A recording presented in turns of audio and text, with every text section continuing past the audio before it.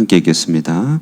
그러나 우리는 그들이 우리와 동일하게 주 예수의 은혜로 구원받는 줄을 믿노라 하니라. 아멘.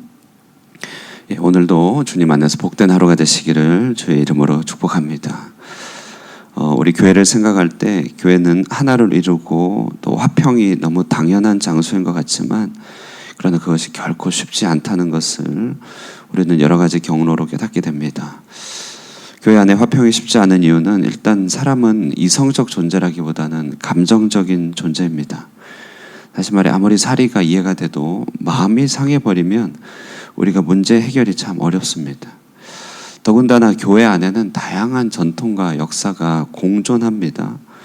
다른 문화 또 다른 지방에서 살았기 때문에 우리가 생각하는 것 또 사물을 바라보는 것, 의사소통하는 방식이 다릅니다.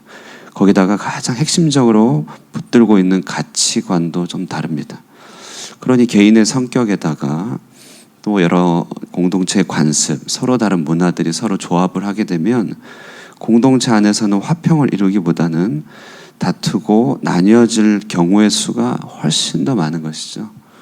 일례로 이제 교회 안에서도 이렇게 보혈파도 있고 또 희계 변에 따라서 흰색파도 있고, 이렇게 지극히 사소한 문제 같지만 그러나 그것이 하나가 되는 것은 결코 쉬운 것이 아닙니다.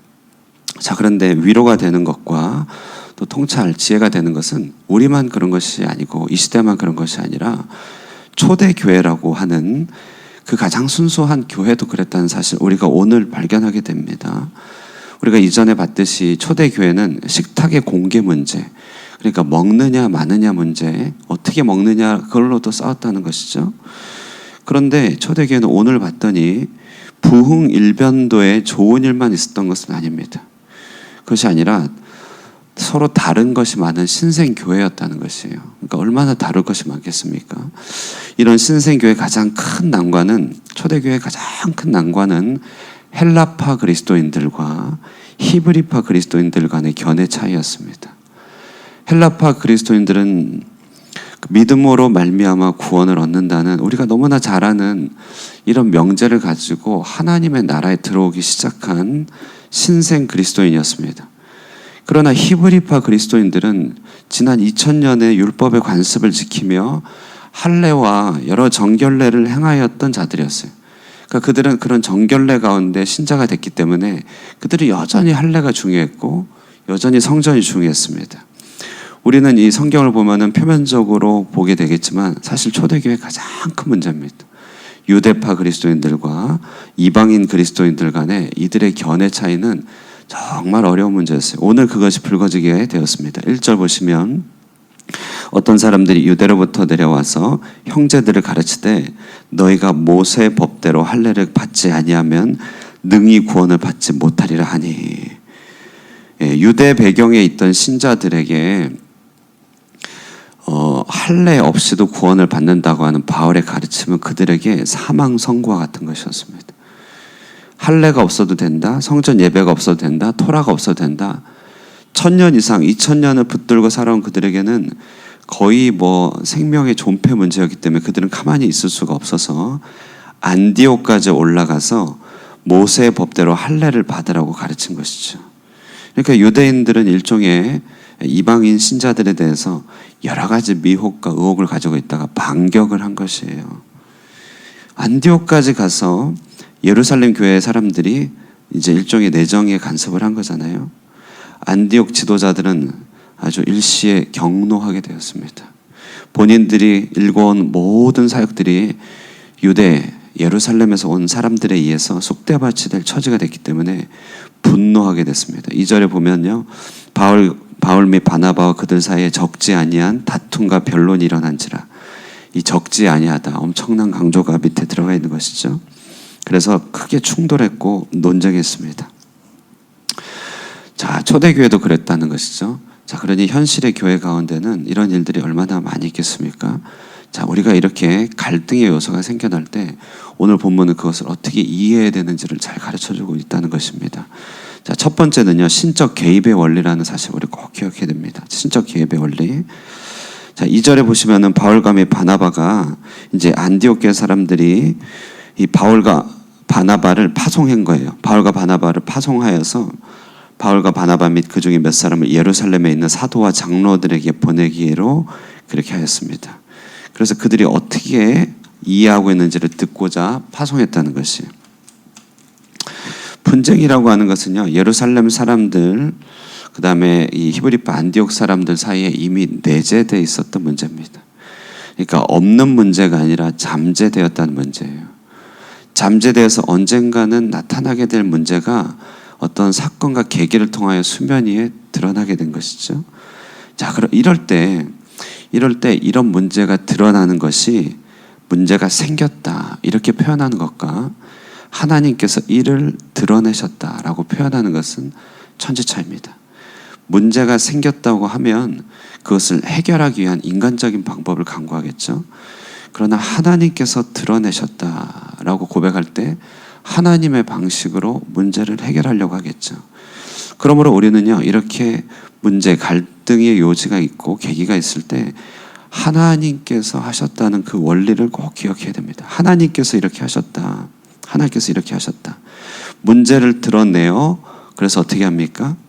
이 일로 말미암아 내가 어떻게 사람을 섬겨야 되고 내 자신에게서 변화되어야 될 문제는 무엇이며 하나님께서 드러내기를 원하시는 진리가 무엇인지를 하나님 관점에서 생각해야 됩니다. 우리 모두는 신이 아니기 때문에 다 한계를 가진 시각을 가지고 있죠. 하나님은 우리가 어떻게 변하기를 원하시고 이 일로 말미암아 어떻게 사람을 더 사랑하게 되며 그리고 어떤 진리를 드러나게 하기를 원하시는지를 물어봐야 돼요. 그래서 이들은요, 친히 직접 예루살렘 교회에 가게 되었습니다. 하나님의 원리 기억해야 됩니다. 두 번째는요, 생명의 원리입니다. 자, 이들이 이제 3절부터 5절까지 바울과 바나바가 이제 한 얘기는 뭐냐면 어떻게 하나님께서 그들과 함께 하셔서 자기들과 함께 하셔서 행하신 일들을 잘 말하였다고 이렇게 얘기합니다. 어떻게 하나님께서 생명을 구원하시고 하나님의 구원의 역사가 자신들을 통해서 펼쳐졌는지를 말하는 이 장면은요, 이들이 단지 논란을 종결시키는 데에 관심이 있는 것이 아니라 하나님의 생명 구원의 일을 잘 드러내는 데에 관심이 있었다는 것을 보게 됩니다. 자, 우리 성경 안에서는요, 복음의 방식과 율법의 방식이 있습니다. 복음의 방식은 자유케 하고 여러 생명을 얻게 하는 방식이죠. 율법의 방식은요, 테두리 안에 가두어서 그것을 딱 배제하는 방식입니다. 그러니까 배제하는 방식이 있고 포용하는 방식이 있고 살리는 방식이 있고 죽이는 방식이 있는데요, 율법은 죽이는 방식이에요. 누군가 대상을 죽이고 없애는 방식이죠. 그러나 복음의 방식은 그 안에서 생명의 원리를 찾아내는 방식입니다. 4절의 말씀 다시 한번 보시면요, 예루살렘에 이르러 교회와 사도와 장로들에게 영접을 받고 하나님이 자기들과 함께 계셔 행하신 모든 일을 말하였다. 여기에 이방 유대인들에 대한 어떤 분노, 적이 그렇다기보다는 하나님이 하신 일을 잠잠하게 말하였다는 것입니다. 끝으로 오늘 본문을 통해 드러나는 건 뭐냐면요, 어른의 원리입니다. 어른의 원리. 자, 이 모든 일들이 진행되고 나서 논쟁이 있을 때 6절에 사도와 장로들이 이 일을 한참 의논하였습니다. 그리고 7절에 시간이 어느 정도 지난 후에 자, 베드로가 일어납니다. 베드로가 일어나서 형제들아 너희도 알거니와 하나님이 이방인들로 내 입에 복음의 말씀을 들어 믿게 하시려고 오래전부터 너희 가운데서 나를 택하셨다. 이제 이런 얘기를 하죠. 오늘 이 베드로가 딱 나서면요, 베드로는 옛날에 갈릴리에 실수 많았던 그런 베드로가 아니죠. 베드로는 이제 유대 교회의 가장 중추적인 인물이고 이제 그 로마 그 전체 교회의 반석과 같은 역할을 하는 사람이었습니다. 자, 바로 이 시점에서 이 일의 화평과 진리를 위해서 베드로는 그 자신이 서 있는 위치에서 한 걸음 나서서 그 일을 책임지고 정리하고 있음을 보게 됩니다. 자, 화평과 진리를 위하여 자신을 내려놓는 위치. 유대인들의 온갖 비방과 오해에도 불구하고 유대인 신자로서 자기 자신이 문제를 정리하는 이 위치는 그야말로 어른의 위치라고 할 수 있습니다. 문제를 해결을 할 때 문제를 일으키는 것도 사람이지만 문제를 해결하는 것도 결국 사람 아닙니까? 항상 답보 상태에 있는 일들, 장마전선과 같이 변하지 않는 일들을 돌파하는 그런 모든 일들은요, 긴장과 주저함 가운데서 이 산지를 내게 주소서라고 말하는 갈렙과 같은 어른의 발걸음이 필요한 것입니다.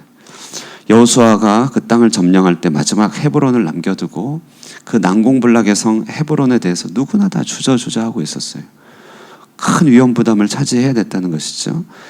누구나 다 주저하고 심지어 여호수아가 속했던 에브라임 지파까지도 주저하면서 에브라임 지파는요, 자신들에게 주어진 땅이 좋지 않다고 여호수아에게 불평하던 찰나였습니다.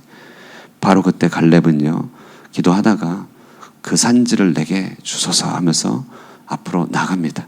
답보 상태에 있었던 그 이스라엘 백성을 전체 한 걸음 앞으로 나갈 수 있게 했던 것은 이 바로 갈렙의 어른의 역할이었던 것이죠. 오늘 베드로가 그 역할을 하는 것입니다. 팽팽한 논쟁과 긴쟁 가운데서 누군가는 책임을 지고 정리해야 될 필요가 있었어요. 베드로가 나섭니다. 그리고 유대인 신자로서 유대인의 관습을 잘 알지만 하나님이 하시는 일들을 이가 정리하면서 그가 어른의 자리에 서게 된 것이죠. 정말 우리 시대는요, 참 어른이 필요한 시대입니다. 어른은 위치상 어른도 있지만 사물을 바라보는 어른의 시각도 어른인 것이죠. 문제를 해결하고 진정으로 자기 자신을 내려놓고 하나님을 섬기면서 정말 공동체를 생각하는 그 영혼이 진짜 어른인 것입니다. 이와 같은 원리가 있을 때 어떠한 갈등도 화평으로 변해갈 수 있다. 그래서 오늘 기억해 보시면요, 초대교회도 그런 문제가 있었으니 현실의 교회는 다뤄갈 문제가 많다. 이럴 때 하나님께서 하게 하셨다. 거기서부터 모든 게 시작됩니다. 그리고 복음의 원리, 생명 구원의 원리, 어떻게 하면 하나님께서 하신 일들을 계속 이어갈 수 있을까? 그리고 끝으로 어른의 원리, 정말 공동체와 또 하나님 나라를 생각하면서 자기 자신을 온전히 제물로 내어놓고 갈렙과 같이 먼저 앞으로 나아갈 수 있는 이런 어른의 원리가 있을 때 교회는 언제까지나 든든히 서게 될 것입니다. 오늘 아침에도 우리에게 주시는 그런 귀한 말씀 받들어서 우리 시대에 하나님 나라가 우리를 통하여, 나를 통하여 일어나게 되기를 사모하시기를 주님의 이름으로 축원드립니다. 기도하겠습니다. 사랑과 은혜가 충만하신 하나님 아버지 감사합니다. 하나님께서 이 땅 가운데 살아계시고 주의 몸된 교회를 일으켜 세우실 때 하나님 그 모든 것들을 하나님께서 전부 다 다루시지 아니하시고 우리에게 믿음의 초청 또 믿음의 도전을 통하여 주님을 순종할 수 있는 기회 주시니 감사합니다. 이를 통하여 하나님 아버지, 하나님께서 우리 공동체 가운데 이 시대 가운데 어떻게 일하시는지를 더욱더 보며 또 겸손한 마음으로 주님의 뜻을 구하게 하여 주시고 더불어 하나님의 생명의 역사가 어떻게 펼쳐가게 될 것인지를 늘 항상 물으며 주님의 뜻을 구하는 우리가 되게 하여 주시옵소서. 무엇보다도 믿음과 순종으로 주님을 닮아가는 발걸음을 통하여 어떤 일이든지 하나님께 영광을 올려드리며 사람을 사랑하기로 결단하게 하여 주시고 또한 갈렙과 같은 믿음을 허락하여 주셔서 이 시대에 어른들이 풍성하여 주셔서 하게 하여 주셔서 이 땅의 문제들을 능히 극복해 나가며 또한 이 시대의 어둠들이 밝혀져가는 역사들이 있게 하여 주시옵소서. 우리 삶 가운데 이 같은 믿음 주시며 축복 주시기를 간절히 바랍니다. 오늘 하루도 일상 가운데 겪게 되는 많은 일들 가운데 주의 말씀 생각나게 하여 주시고 성령으로 무장되게 하여 주시기를 바라옵고 살아계신 예수님의 이름으로 기도드리옵나이다. 아멘. 우리의 말씀 생각하시면서 함께 기도하시고 또 우리 개인의 기도 제목들, 우리 성도들의 여러 상황들, 한국에 또 잠시 나가 있는 우리 성도들을 위해서 기도해 주시고요. 또 예배당 이전의 모든 과정들 한 가정 한 가정 위해서 기도해 주시고 또 개인의 기도 제목으로 기도하고 돌아가도록 하겠습니다. 기도하겠습니다.